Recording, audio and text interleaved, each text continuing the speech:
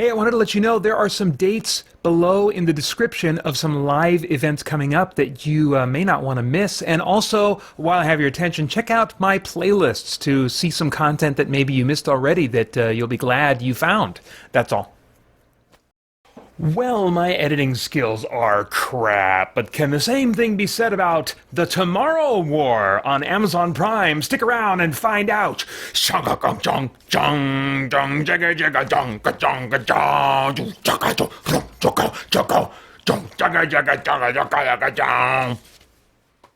Peter Franson from christiangeekcentral.com and Spirit Blade Productions. This is my uncut review of The Tomorrow War on Amazon Prime. The synopsis on IMDb reads, "The world is stunned when a group of time travelers arrive from the year 2051 to deliver an urgent message.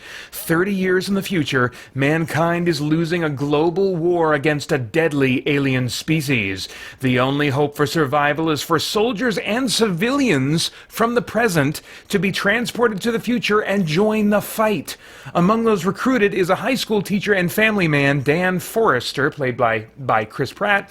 Determined to save the world for his young daughter, Dan teams up with a brilliant scientist and his estranged father in a desperate quest to rewrite the fate of the planet." Wow. Almost didn't squeeze in seeing this one because my family's leaving on vacation tomorrow as I record this. I'm up late at night squeezing this one in. So glad that I had time to see this and to share my thoughts on it.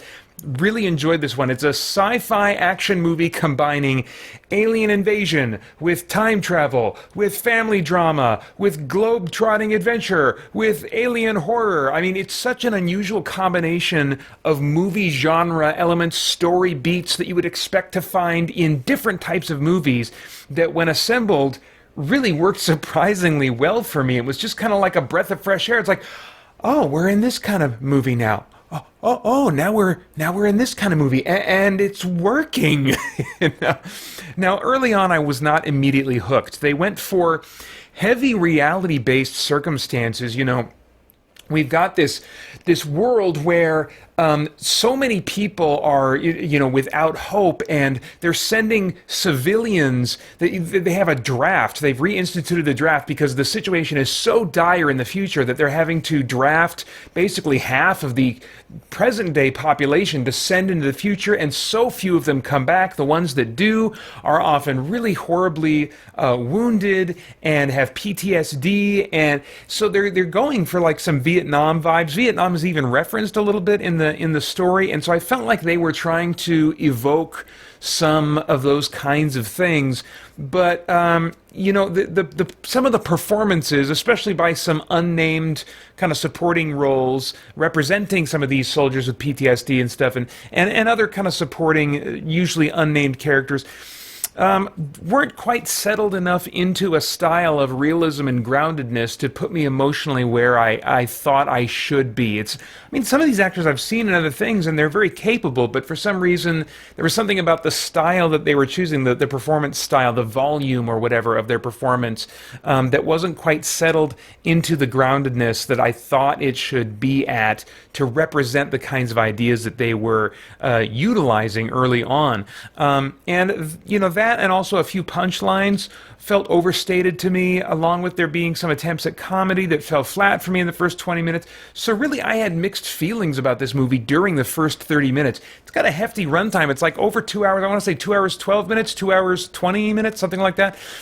But once the aliens entered the picture, which I think was within the first 30 minutes sometime, once they get into the picture and these people are having to fight them, which a lot of them are just civilians that are getting quick, quote-unquote, training to deal with these things and to fight them.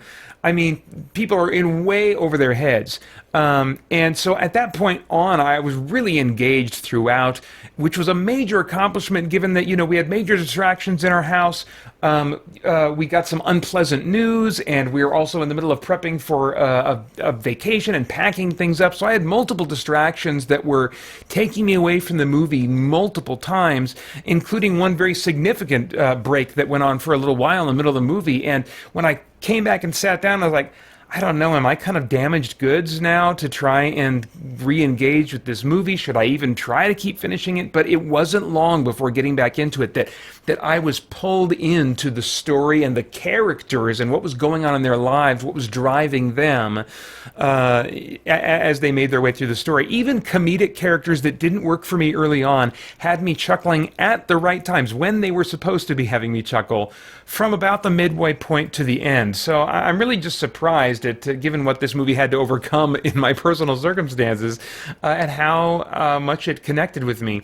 The creature concept, the aliens, the design brought some nice new ideas. I mean, not a mind-blowingly new concept, but definitely some new combinations of elements and stuff, and it did not feel like a knockoff of previous creatures to me. And the first time I saw one really up close was really unsettling. There was something about, it's like, oh, they are basing this on some kind of an animal that I'm familiar with. Like, I couldn't quite pinpoint immediately. Later on, I thought, oh, maybe it's this animal. I won't spoil it, but just the way it was like breathing when they got a good close look at it was just very unsettling, and that was a delight. I can't remember the last time I was introduced to a monster or an alien in a movie and had that feeling of, ooh, this is making me uncomfortable. This is a genuinely creepy thing.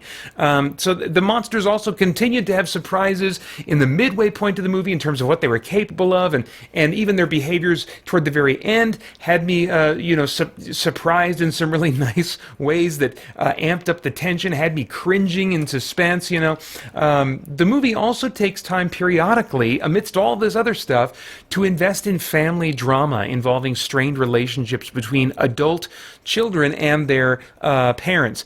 I was emotionally moved several times, and this investment that I had in these characters, combined with the scary and very lethal aliens in this movie, made the tension a powerful experience when characters I cared about were threatened. Even some minor characters that met their end early on were given enough moments beforehand to make their deaths tragic, and that is just so valuable to me. I'm not just going to respond to really great CG or spectacular gory deaths or whatever.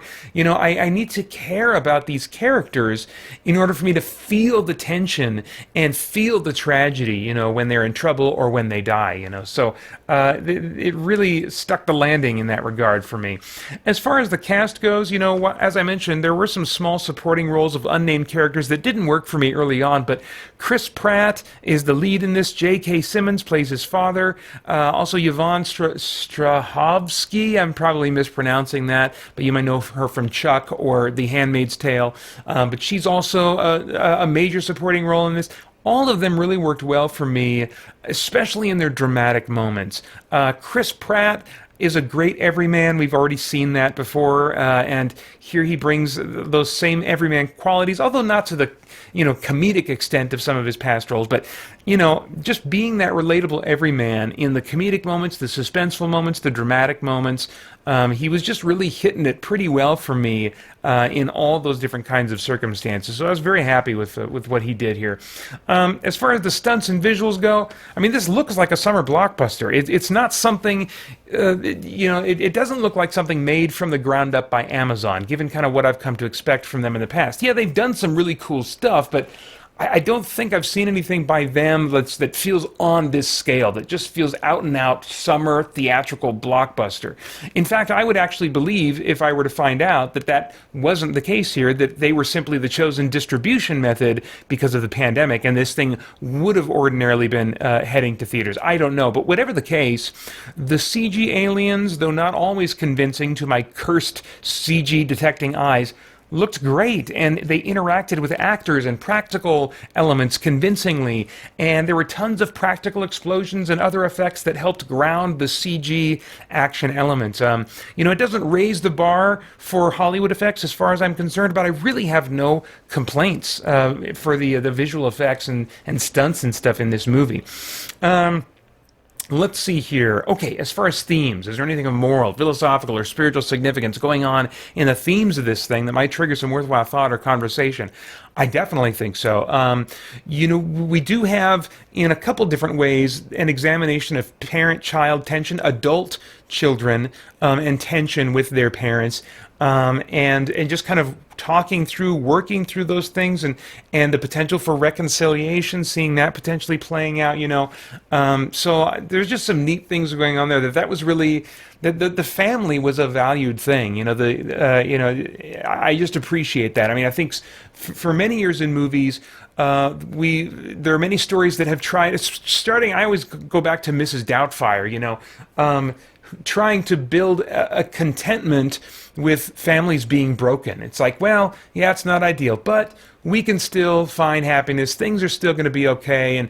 But this is a movie that's really pushing to say, no, it's not okay when families are broken, and really wanting us to root for these families to have their relationships healed and to last and to be healthy. And so it was neat to see that being such a key part of the drama of this story.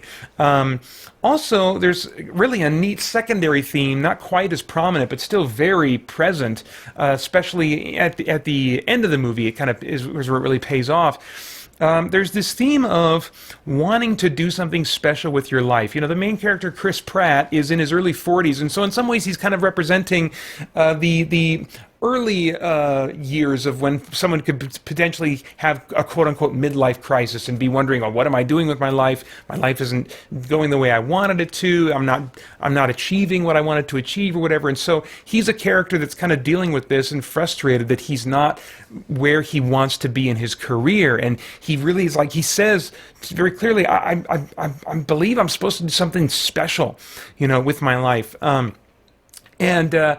And I think that it is that's certainly been relevant to me. Something that as I'm in my early 40s as well, and I think having God's perspective on what is significant in life, what is really something special that we can do in our lives, and whether or not that's tied to recognition from other people or accomplishments that are seen by the world. I think that this movie, at the end of the day, says, no, doing something meaningful and something special with your life is not about doing something that the whole world sees and that you get recognition for, but actually something much more valuable is what you can gain from investing in family relationships, even difficult family relationships, and working through those things and being committed to fighting for health in family relationships, and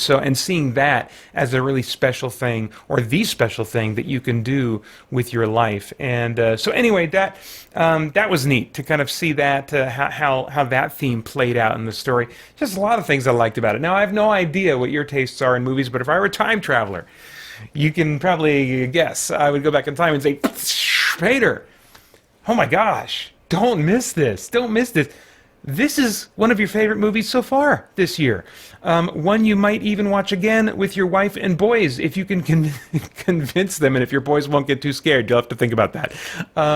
It combines elements normally separated into different story genres and keeps you engaged in that sweet, rare space, combining both human emotion and wild geek concepts and action. Intense action and moving drama, along with a cool new alien concept. I mean, this movie has you written all over it. This one is rated PG-13 for intense sequences of sci-fi violence and action, language, and some suggestive references. And those are all of my thoughts for now on The Tomorrow War. I would love to get your thoughts and reactions in the comments below. Please like, share, subscribe, click that bell to stay connected to this content. I want to thank the Spirit Blade Insiders for making so many of my reviews possible. You can get info about the benefits of joining over at patreon.com/spiritbladeproductions. Thanks a lot. Bye-bye. Hey guys, thanks for tuning in. We've got a ton going on here at Spirit Blade Productions and Christian Geek Central, including our in-depth Bible study for geeks, movie, game, and other entertainment reviews or commentary, live streams, Christian geek news, original audio dramas, and tons more. And on top of all that, you can become a Spirit Blade insider with an influential voice and get access to exclusive content and rewards. It's your involvement as a patron that will keep all of this going and growing, so I want to thank you for your consideration in that. For more information, please check out our Patreon page through the link below at patreon.com/spiritbladeproductions. Thanks for listening.